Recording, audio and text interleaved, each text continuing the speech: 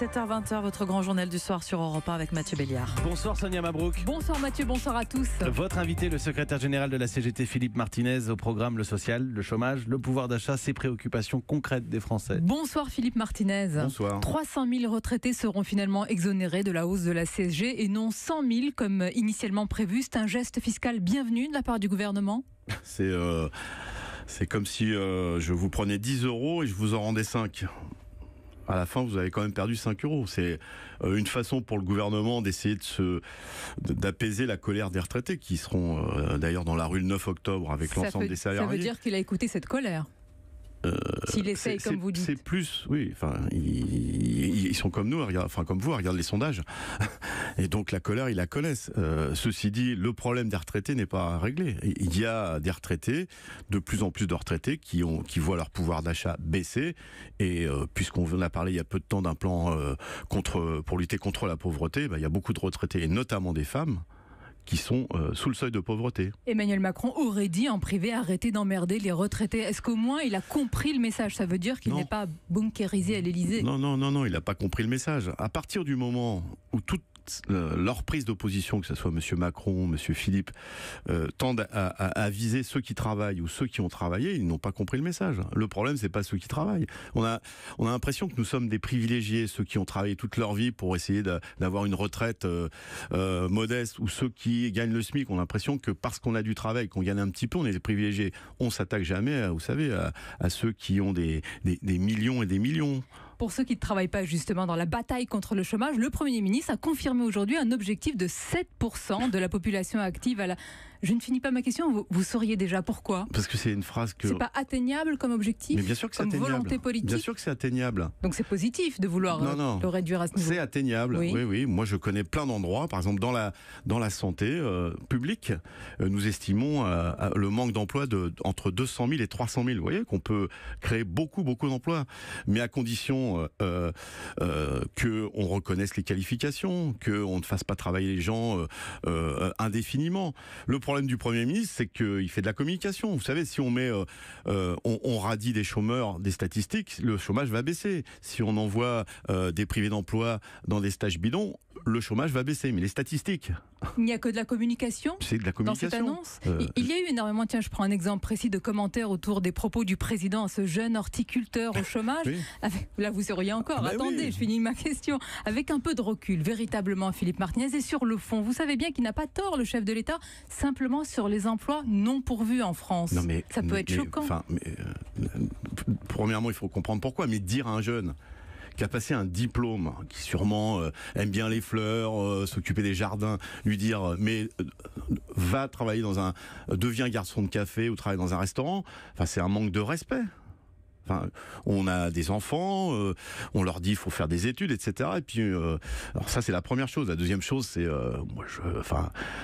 je sais pas quel est le café en face de l'Élysée. C'est pas des endroits que je fréquente beaucoup, mais on sait bien que les conditions de travail et les rémunérations, les salaires dans l'hôtellerie-restaurant sont quand même difficile. Oui, mais enfin, c'est un emploi quand même. On a l'impression, Philippe Martinez, que vous dites qu'il vaut mieux rester au chômage qu'avoir un emploi qui est quand même un accès. Nous disons, il vaut mieux donner de l'emploi qui correspond aux études et à la qualification qu'ont les jeunes et les moins jeunes. Ça, c'est dans un monde idéal, mais en attendant cela, est-ce qu'il ne faut pas mettre un pied justement dans le monde du travail pour ce jeune horticulteur avant d'accéder à sa passion?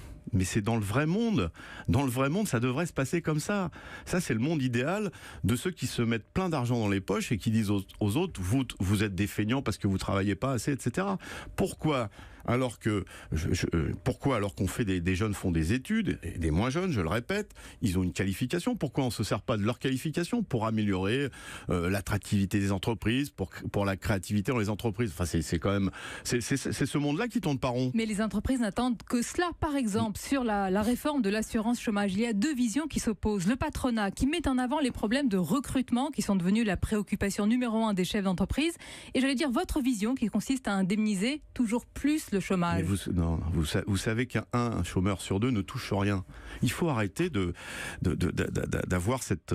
je parle pas pour vous, je parle pour le gouvernement, de tous ceux qui ont un petit peu sont des privilégiés. Et ceux qui ont beaucoup, alors c'est quoi? Non, il y a un chômeur sur deux qui ne touche rien. Et ceux qui touchent quelque chose, c'est pas grand-chose. Mais nous sommes pour une politique du plein emploi. Mais à condition, par exemple, la CGT propose de travailler moins. 32 heures, ouais, ça libère de l'emploi. Oui, c'est vrai, les 35 heures ont fait un bien fou à notre société. En tout cas, ça a permis de créer des emplois. Vu le chômage de masse que nous avons, est-ce que c'est suffisant ?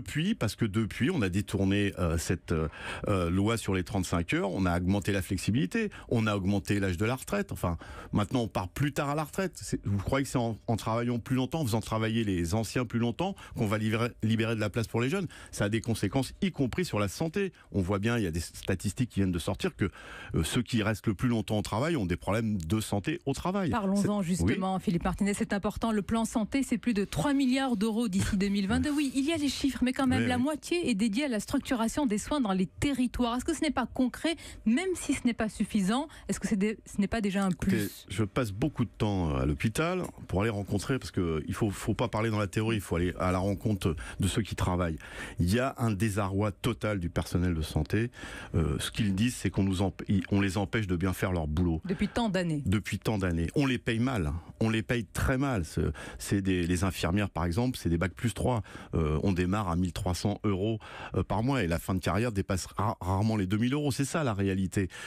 Donc, ce plan santé, c'est un chiffre important, évidemment, pour vous comme pour moi. Quand on parle de milliards d'euros, ça fait beaucoup. Mais quand on voit la répartition, ça n'est rien. Par exemple, pour les hôpitaux de proximité, en fait, on va spécialiser dans des petits soins des hôpitaux proches des habitants. Mais les urgences, par exemple, les maternités, il faudra continuer ou à faire 50-60 km avec les risques que ça comporte. Pour conclure, Philippe Martinez, je voudrais vous faire réagir à cette information. Dans l'Ain, les salariés de la Caisse d'assurance maladie ont découvert qu'ils étaient fichés par leur hiérarchie. On en parle depuis tout à l'heure dans le journal. Un dossier informatique leur est parvenu par erreur, les classant dans des catégories grognons, révoltés, opposants, le tout pour préparer, dit-on, un séminaire de cohésion d'équipe. Franchement, ça vous surprend ce fichage, si on peut l'appeler ainsi ?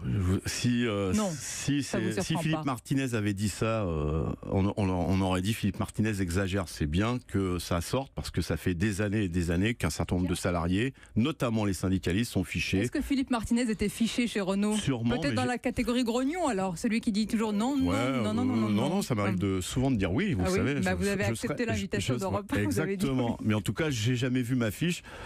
Sûrement que super grognon. Peut-être c'était mon qualificatif. C'est un sujet sérieux, évidemment, faut vous le dénoncer. C'est très grave, il devrait y avoir des sanctions dans toutes les entreprises, publiques comme privées. Merci Philippe Martinez d'avoir dit oui, d'avoir accepté l'invitation d'Europe 1. Merci à vous. Et je redirai oui. Avec plaisir.